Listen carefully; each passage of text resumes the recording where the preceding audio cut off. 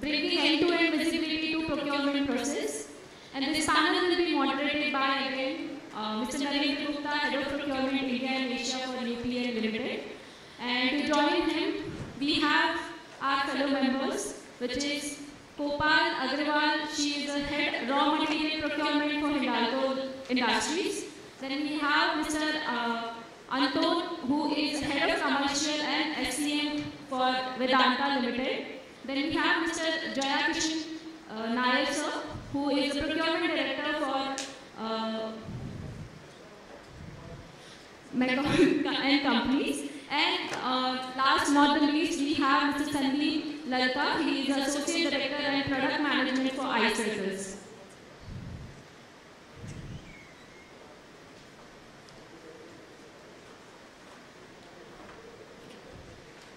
Would request all the speakers to please come on the stage.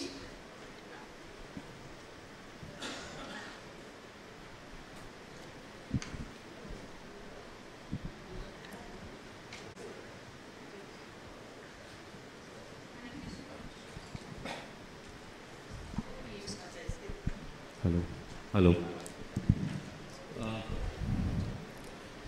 Good evening once again. So what we have seen in the post-COVID era, I know we are still not out of COVID.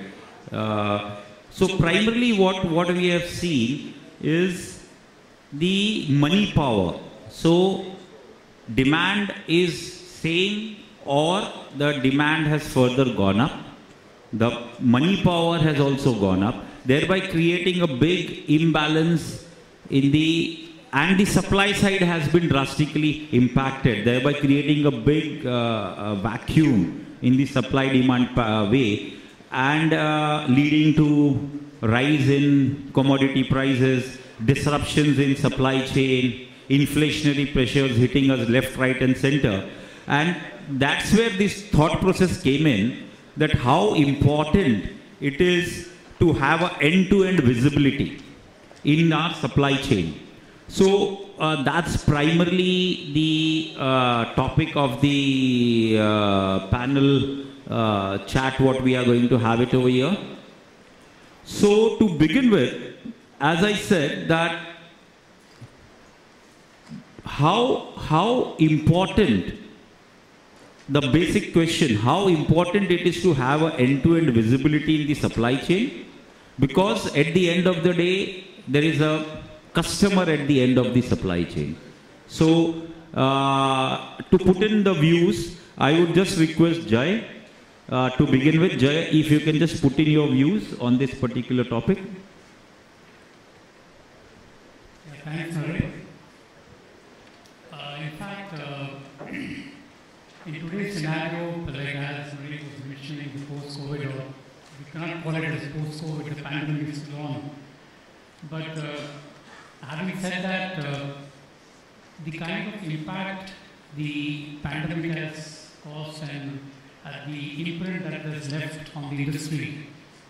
So I will not, I may not repeat things because everybody must have experienced some of the other challenges because of this pandemic. So just keeping everything aside, visibility is something, visibility not only in the supply chain, across all the functions, across all different departments, visibility has gained a lot of precedence, I would say, these days, in the times.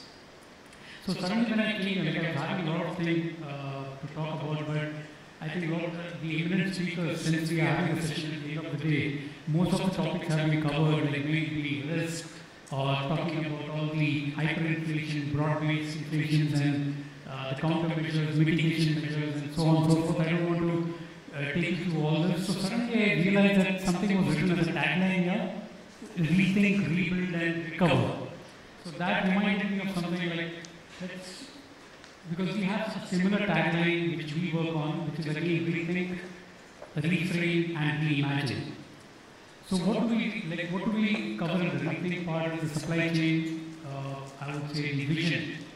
Because agility is something which we have to work on. It's all modeled on agility. And coming from a food industry, I think agility plays a very important role in the entire gamut of things. So how we can work on agility, and all those words are very common nowadays: agility, resilience, customer centricity. So we work a lot on that very seriously on the ground, and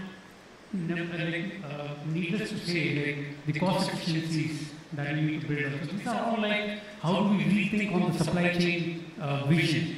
Like covering a lot more things to cover, but I will not take you all that. Another thing is reframing. Reframing is something again covered in the earlier sessions, like how digitalization is coming up. Like people are talking about different source to pay models and simulation models and so on and so forth.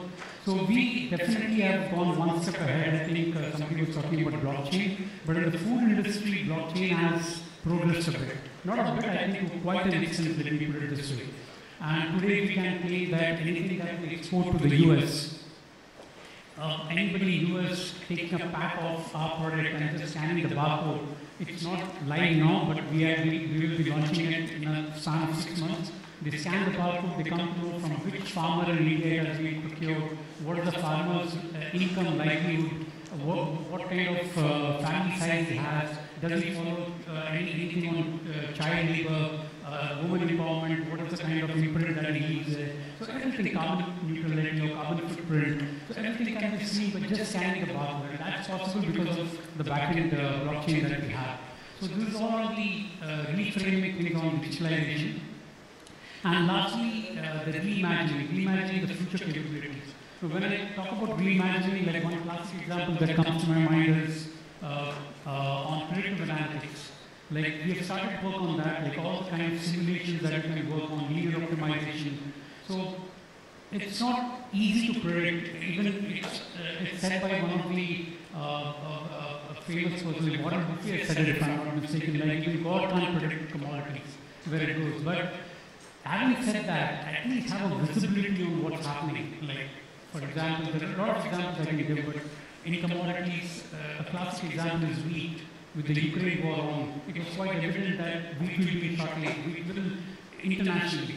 And that's what few examples of few fundamentals with technical combination of technicals like linear optimization models or working on Excel miners. This can really give you a good support on taking some commodity positions. So these are a few things I wanted to share. And this is an example that comes to my mind, which I recently, I was in Jayakrishnan because we buy a lot of cumin from there. We export it to Europe.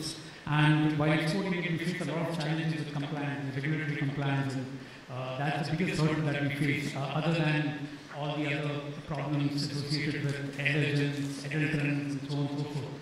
So, and it always used to happen that a lot of suggestions were given to the farmers on what practices to follow, package of practices being shared, a lot of farm meetings conducted. But at the end of the day, we end up with some kind of a pesticide residue which is not recommended, and hence we can't export. So during this visit, what I was like when we interacted with the farmers, again this is something to do with visibility. How do we go to the end of the supply chain? Because like farmers is almost at the end of the supply chain for us on the upstream side. So how did we reach there? Like, when we interacted with the farmers, we really came to know that one is convincing these farmers that this specific thing is going to work in your field. Because the farmer says, come on, who is this guy? He's come now, he's going to teach me. I'm doing farming since the last 30 years, 20 years. Who is he to teach me? So first is gaining acceptability. So the moment he accepts that, okay, this is something which will work, there are a lot of times what we have seen is, we have suggested something, and when the farmers go to the retailer to buy those products, it's not available. So second thing is, getting your product and getting those products available at the counters. So that's called availability. The third thing is, the farmer is spraying something, buying a bottle of 300 rupees, we go and suggest something which is high-fi, 1,200 rupees, 4 times the cost. So suddenly the farmer realizes who is going to spray this. Until unless you come up with some model of like saying that okay, it's drone friendly, or we give them some subsidy to some government models. Something or the other has to be performed. That is on the affordability. So these are the 3 A's which are some there. That is acceptability, availability, and affordability. So we have started working on those things on the ground, and we have really started seeing that the farmers, we have got some pass ratios on the higher side. So these are few examples to state on a live example that I would say very recently. Thanks. Right. Thanks, Jay. Anton, can we have your views how important it is to have end-to-end visibility in the supply chain? Thanks, good evening all. With regards to the industry which we operate in, we have to be on our toes in terms of having visibility across the supply chain. Coming back to the specific topic on end-to-end visibility, I would like to look at it from two aspects. One is the end-to-end visibility across the supply chain, and again another aspect which is minor, we obviously skip many times, the end-to-end visibility within our own procurement processes. On the supply chain bit, I would start off with an example about how we look at the visibility across the supply chain. Looking at commodities per se, sizable amount of commodities are actually coming from the southern hemisphere, as we all are aware of, particularly on the base metal side.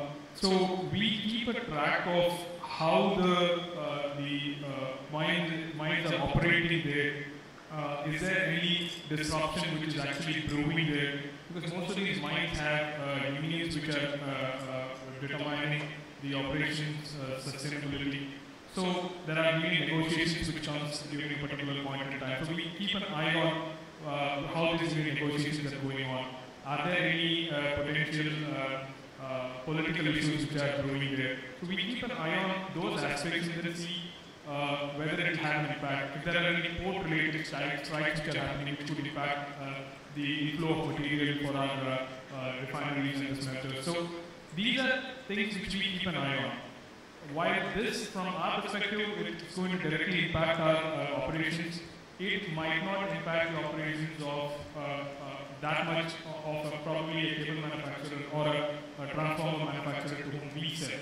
So when we are talking about having end-to-end supply chain visibility, you must be aware to what extent we must have this visibility and what gives us a good amount of risk coverage. As highlighted by Nair in the previous section, you must do a detailed analysis of how your supply chain risk is spread across, what are your critical areas, which are areas where you will go deep down and understand what are the risks there, how to mitigate those, and follow through on closing those mitigative efforts. That's on the macroeconomic level.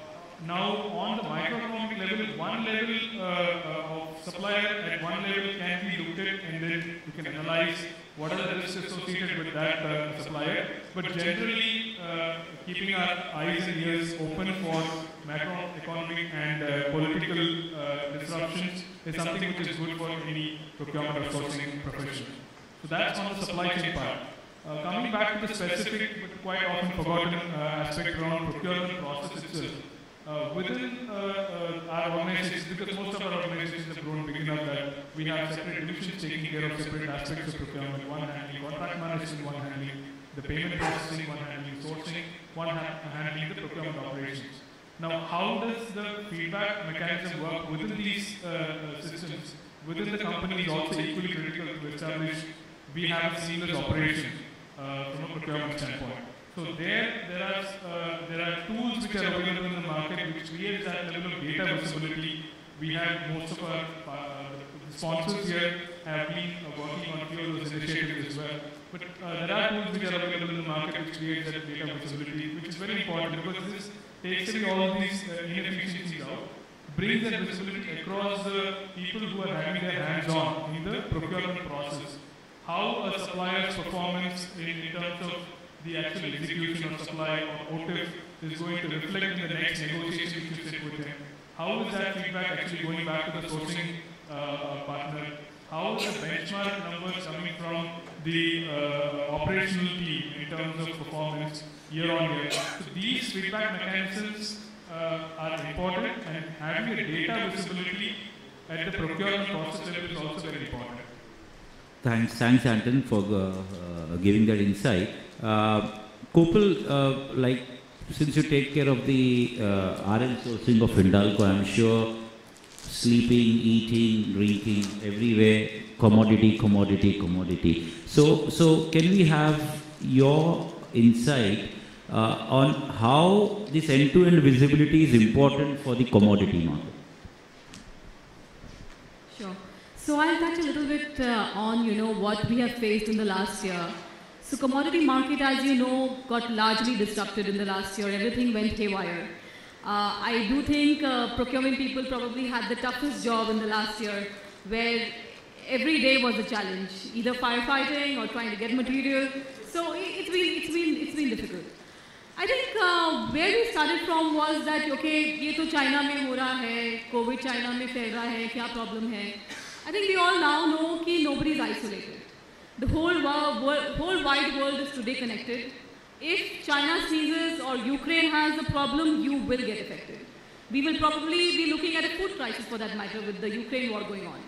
So getting in tune with the market is extremely critical.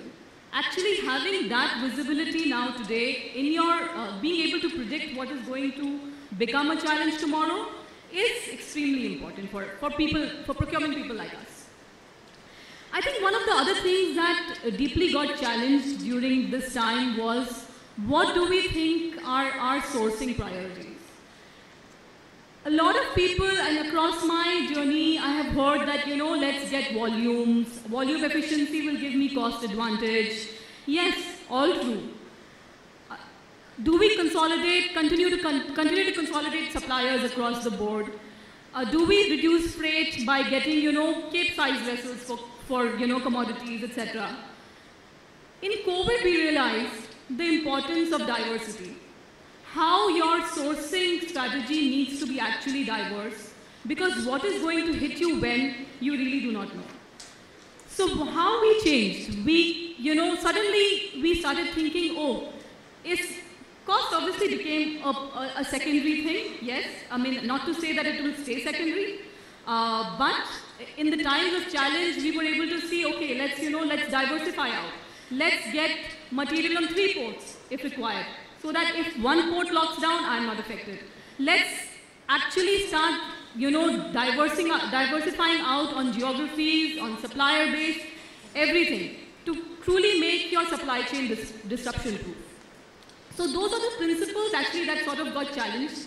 And I think we have evolved a lot after COVID to see what are our sourcing priorities now. Again, the visibility part stays important. I today not just need to know my supplier, I need to know my supplier's supplier. I need to know what is happening in the country I'm sourcing from. I need to have this on my tips to be able to secure my supplies going forward.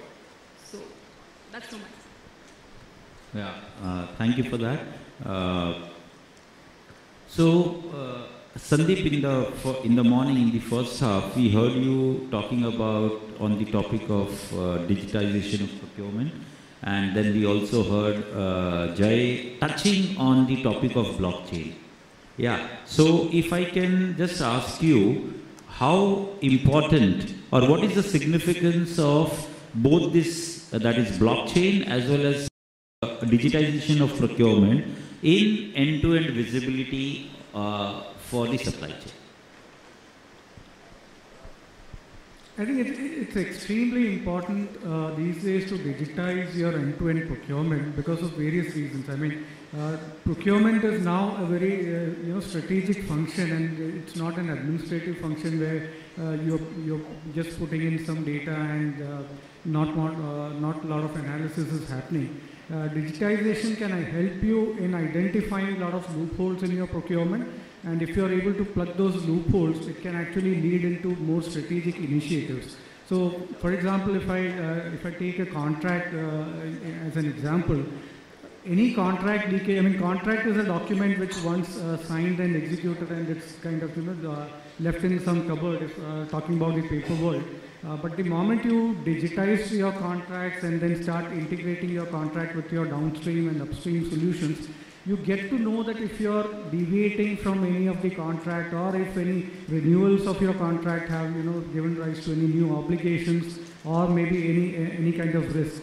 So unless you digitize a lot of these things and organize your data, and you are not able to report any of these, then it's not very friendly for any of us, right? Because that's where the whole digitization process is going to help.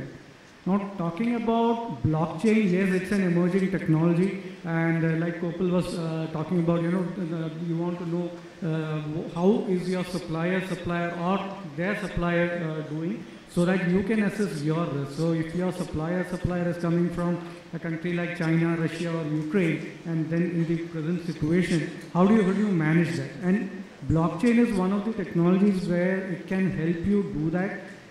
In the absence of blockchain, theoretically, it's like you got to interconnect the entire world, which it's going to be really impossible. And interconnection brings its own security, compliance, and regulatory risk kind of things into picture. But with blockchain and the amount of security, the way blockchain technology is structured, you can have visibility of, let's say, your supplier only to the extent you are contracted for or you're authorized for.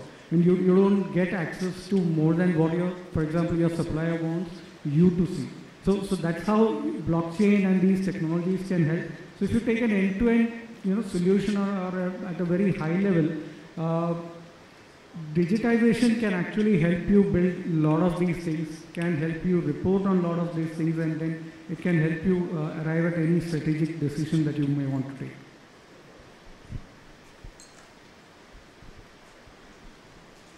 Well, in the food industry, if you go back in the 70s and 80s, it was more to do with food security that people were talking about, like whether food, the growing population, whether the food could be made available to everybody and so on. It was even talked about in the World Forum in 70s and late 70s maybe. Then came the food safety. In 80s and 90s, people started talking about food safety. Now food is available, but is it safe to have? But today, in like 2020, people are talking about food integrity. And what is food integrity? Food integrity is, in a simple terminology, is something there in it which is not supposed to be there. So it's more about whether there's an adulterant in it or whether there is an allergen in it. So it's very difficult to say when the food is packed. So what becomes very important and inevitable is traceability. Today, traceability of food is very important. And when you talk about traceability in food, it was traceability in 2020, like about 10 years back. But now slowly blockchain is getting into building the traceability blocks. Now, how does the blockchain work? Because typically, when you talk about a food supply chain, as I shared some time back, it starts with the farmers, then there is a cold storage in between, there's a pre-processing center, then it comes to a storage area, then it comes to the factory where it gets totally cleaned and again packed. So there are a lot of supply nodes in the entire value chain or supply chain. So how do we connect these entire blocks, and how do we gain visibility of what individual blocks are performing, what all activities individual blocks are performing, how it gets recorded? Now, there were times when in the field, we used to have field staffs running around with diaries, noting down what is the farmers doing, what kind of sprays they are taking. Today, there are no more diaries. Everything is on Android. So, the plot, wherever the field executives are going, or wherever the farms are there, everything is geo-mapped, geo-tagged. So, everything is digital now. So, because of this, the entire value chain getting digitalized, I think it is helping building the blocks. And now we are slowly getting into the blockchain where, again, everything is coded. The moment it gets into the factory, the code is scanned. There's no physical count of bags coming in. Everything is scanned and brought into the inventory. From the inventory to the production, it's scanned. So everywhere it's getting recorded and scanned automatically. So the final outcome would be the end consumer would have details, more and more visibility, and that's something which the consumer wants today. It's no more a luxury. Consumer has started demanding. Even now, like later than 6 months, we are looking into the carbon footprint also getting recorded onto the blockchain. At different stages of the block, how much of carbon footprint is being registered, what is the kind of what is the move towards neutrality or sequestering, everything is getting recorded, but that's the latest part to join the blockchain at a later stage. But initially, it is all about traceability. Yeah, just wanted to add one aspect to this without adding any overdose on digitization. See, blockchain is a tool like any other system, procurement system which we use, right? It's not just for procurement. It is a tool which is available for various mechanisms. We'll have to allow it to mature to a system where everybody starts to use that. There are various use cases which are going on at this stage, wherein it actually serves the purpose of meeting the subject which we are discussing, having end-to-end visibility across the supply chain or the procurement process or any process for that matter. And it is built not on, it's more built on trust rather than on software, if you ask me. And the more you are open to trust the value chain partners, the better you will be able to build a robust system, which can actually give a lot more benefit than what we are actually thinking about blockchain's usage these days.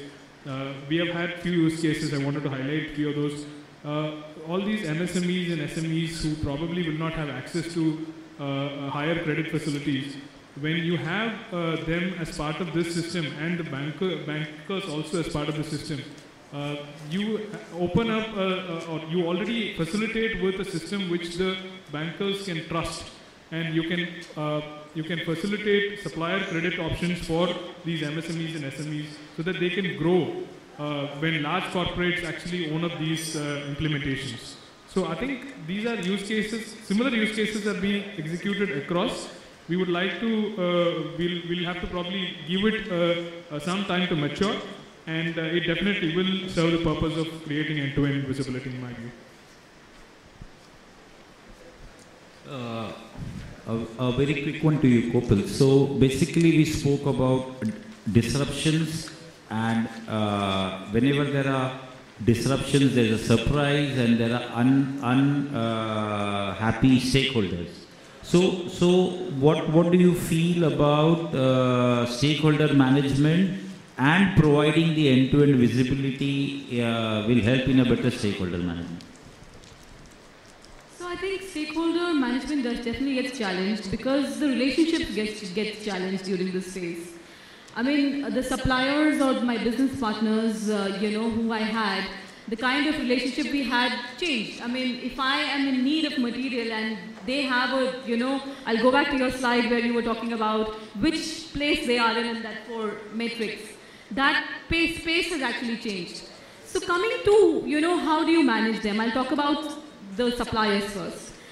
The way, you talked about, Sandeep talked about smart contracting and, how we could actually have contracts in which you are fully covered in terms of your TNCs, your force measures, etc. You're able to actually then take that aspect out of your day-to-day challenges when such a situation arises, when you have tight contracts.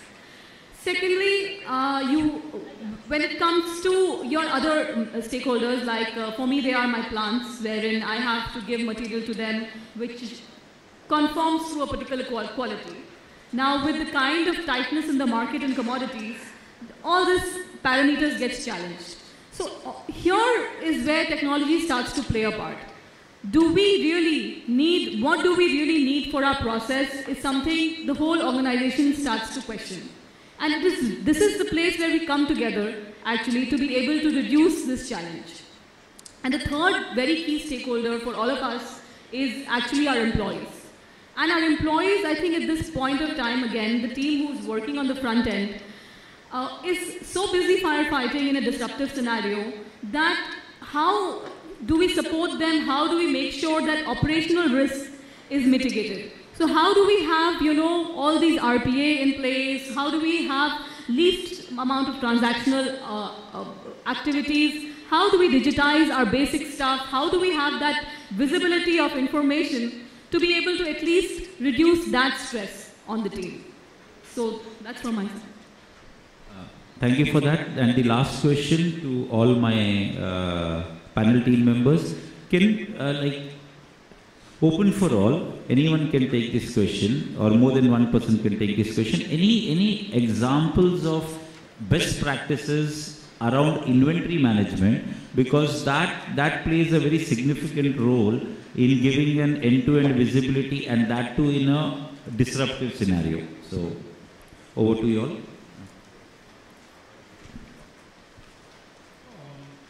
that's one important aspect which we probably have not spoken so far on the inventory management.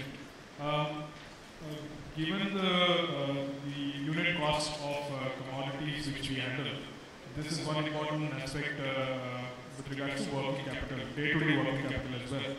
So during these disruptions, what we have done is to look at mapping the inventory all the way from our warehouse till not only the supplier's warehouse, but the supplier warehouses as well. Including the inventories which has been, the stock which has been in transit. Earlier we didn't have visibility owing to few situations in terms of how we have structured our sourcing mix. We have altered some of our sourcing mix so that we have more visibility in terms of the tier 2 level supplies as well. And that has actually given us some advantage in terms of optimizing our inventory holding. So in fact, in terms of specifics, probably if there are any one of the audience interested in getting into the details, probably we can have a detailed discussion on how we can be achieved. But largely, this is what we have done in terms of getting into changing our sourcing mix so that we can increase. There are certain aspects which we have tweaked so that we can increase visibility at the supplier 2 and supplier 3 levels. Any views, Jay, Sandeep or Kopal on inventory? So I think the concept of just-in-time sort of got challenged again in COVID because while we always try to keep inventory low, here we realized that the environment was too disruptive. Even today, for example, I have coal lying on my port, but I just don't have a railway rake to move it. So do I, get material at that port, or do I get material at a different port? This visibility, if I have, or I had, I would have chosen differently. So essentially, we need to start getting more creative in this space. Does it mean, do we need to collaborate more with bigger business houses to see how we can, not just look at inventory in our own space, but across the whole business? And many, many other such things. We need to really start thinking from that aspect now. Just so that Kopal mentioned, regarding the tweaking of the supply sourcing mix which I was talking about, this is exactly what we did in terms of finding the flow of materials across continents which we were actually operating in, identifying which are the stock points, which all agencies were actually part of the value chain, and who are all stocking how much of stock, because everybody carries on a safety stock for their own purposes, right? And these are all inefficiencies which end up with the customer paying for more. So that's what I was mentioning about trying to identify, alter your sourcing mixes so that we identify where these extra stock is getting stored, trying to optimize. So that brings us to the end of this. Yeah. So that brings to an end to this panel discussion, and a big thank you to all my panel team members for giving your experience and insights on this topic. Thanks a lot.